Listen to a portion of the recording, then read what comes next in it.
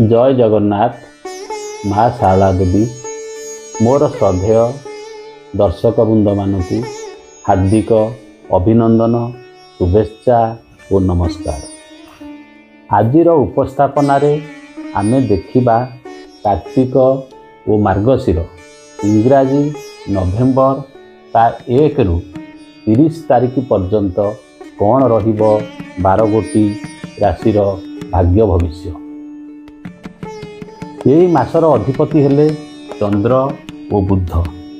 यदि ग्रह मानकर स्थिति को आमे देखिबा बृहस्पति वक्री होई रोहिणी नक्षत्र को, केतु वक्री होई उत्तर फाल्गुन नक्षत्र को और बुध मध्य वक्री होई अनुराधा नक्षत्र को चयन करुअछन्ति। अन्य ग्रह मानकर स्थिति मार्गी होई निजर पूर्ववत गति अनुसार चलन करुअछन्ति। मास तत्व देखिले ए मासरे जन्मित व्यक्ति तीर्थाभिलाषी धर्मपरायण और एकजिदिया होइथान्ति।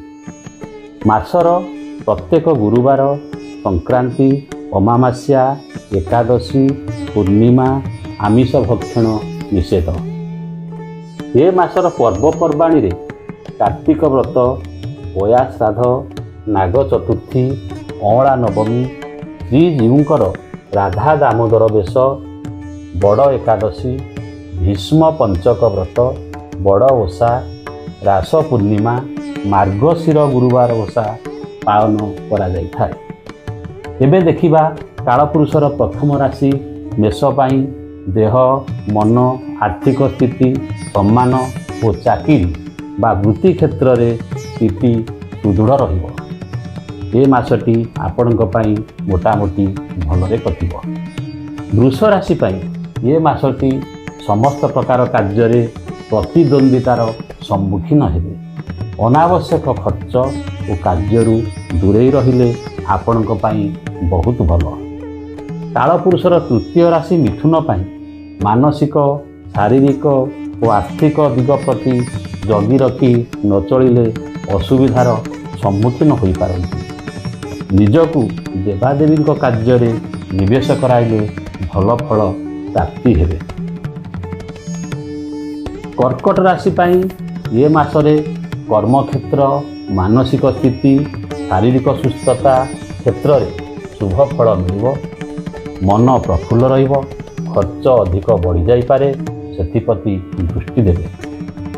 कालपुरुषर पंचम राशि सिंह पाई मानसिक पारिवारिक व्यावसायिक चाकरी क्षेत्र रे विरोध भावर सम्मुखीन हेबे। विशेषकर स्किन डिजीज परि रोग रे आक्रांत होई पारंती। जानवाहन यातायात रे सतर्कता अवलंबन करंतु।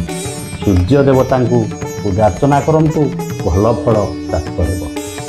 कन्या राशि पाई चाकरी व्यवसाय शिक्षा स्वास्थ्य और पारिवारिक सहयोग क्षेत्र रे किछिटा समस्या देखा देई पारे। कौनसी कार्य आरंभ करिया पूर्व बहुत भावी चिंती डिसीजन नदेले बहुत असुविधार सम्मुखीन होई पारंती। कालपुरुषर सप्तम राशि तुला पाई पारिवारिक चाकरी व्यवसाय स्वास्थ्य और आय क्षेत्र रे आपण लक्ष्य स्तर रे पहुँची उन्नति करेंगे। न्यायिक मामला जदि किछि कोर्ट रे पेंडिंग थाए ताहा ए मासरे आपणक सपक्ष रे जीव।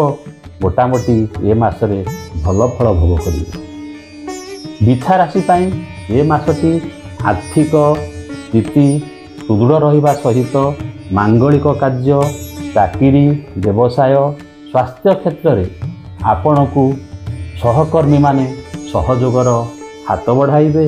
अन्य मनस्कता को प्रशय दियंतु नाही। हनुमान चालीसा पाठ करंतु शुभ फल प्राप्ति हेबे। कालपुरुषर नवम राशि धनु पाई व्यय अधिक हेबो। कर्म क्षेत्र रे प्रशंसा देह और मन भल रहिबो। तीर्थ भ्रमण धर्मानुष्ठान और सामाजिक कार्य रे भाग नहीं समयर सदुपयोग करंतु। ये मासटी आपणक पई भल फल हेबो। ମକର ରାଶିର ବ୍ୟକ୍ତିବିଶେଷମାନଙ୍କ ପାଇଁ ଆର୍ଥିକ ସ୍ଥିତି ଭଲ ରହିଲେ ମଧ୍ୟ ଥଣ୍ଡାଜନିତ ରୋଗରେ ପୀଡ଼ିତ ହୋଇପାରନ୍ତି। ଚାକିରି ଓ ବ୍ୟବସାୟ କ୍ଷେତ୍ରରେ ସ୍ଥିତି ସୁଦୃଢ଼ ରହିବ। ସକାରାତ୍ମକ ଚିନ୍ତାଧାରା ନେଇ କୌଣସି କାର୍ଯ୍ୟ କଲେ ବହୁତ ଭଲ ଫଳ ପ୍ରାପ୍ତି ହେବ। କାଳପୁରୁଷର ଏକାଦଶ ରାଶି କୁମ୍ଭ ପାଇଁ ଚାକିରି, ବ୍ୟବସାୟ, ରୋଗ, ଋଣ ଓ ଶତ୍ରୁଙ୍କ ପ୍ରଭାବରୁ ଆପଣ ମୁକ୍ତ ହୋଇ ଆଗକୁ ବଢ଼ିବାରେ ସଫଳତା ପାଇବେ। ଜାଗା, ଜମି ଓ ଗୃହୋପକରଣ ବ୍ୟବସାୟରୁ ଲାଭବାନ ହେବେ। ଶୁକ୍ରଙ୍କ ପ୍ରଭାବ ଯୋଗୁଁ ଯେକୌଣସି ଜଟିଳ ପରିସ୍ଥିତିକୁ ସମାଧାନ କରି ଗନ୍ତବ୍ୟସ୍ଥଳରେ ପହଞ୍ଚିବେ। ବିଶେଷ କରି ଏ ମାସଟି ଆପଣଙ୍କ ପାଇଁ ଭଲ ଫଳ ପ୍ରାପ୍ତି ହେବ। ଏବେ ଦେଖିବା ରାଶିଚକ୍ରର ଶେଷ ବା ଦ୍ୱାଦଶ ରାଶି ମୀନ ପାଇଁ ଶରୀର, ମନ, ଚାକିରି, ବ୍ୟବସାୟ ଓ ଶତ୍ରୁମାନଙ୍କ କ୍ଷେତ୍ରରେ ବିଫଳତାର ସମ୍ମୁଖୀନ ହେବେ। ଜଳଜାତ ବ୍ୟବସାୟରୁ ଲାଭବାନ, ବିଦେଶ ଯିବାର ସୂଚନା ମଧ୍ୟ ମିଳୁଛି। ବୁଧ ଓ ମଙ୍ଗଳଙ୍କ ପ୍ରଭାବକୁ ଖଣ୍ଡନ କରିବା ପାଇଁ ଆପଣ ପ୍ରତ୍ୟେକ ଦିନ ଅସହାୟ ବ୍ୟକ୍ତିଙ୍କୁ ସାହାଯ୍ୟ କରନ୍ତୁ, ଭଲ ଫଳ ପ୍ରାପ୍ତି ହେବ। ଏହା ଥିଲା ଆଜିର ଉପସ୍ଥାପନା। ଓମ୍ ସର୍ବଧର୍ମାନ୍ ପରିତ୍ୟଜ୍ୟ ମାମେକଂ ଶରଣଂ ବ୍ରଜ ଅହଂ ତ୍ୱାଂ ସର୍ବପାପେଭ୍ୟଃ ମୋକ୍ଷୟିଷ୍ୟାମି ମା ସ୍ମୃତ। ଓମ୍ ଶାନ୍ତି ଶାନ୍ତି।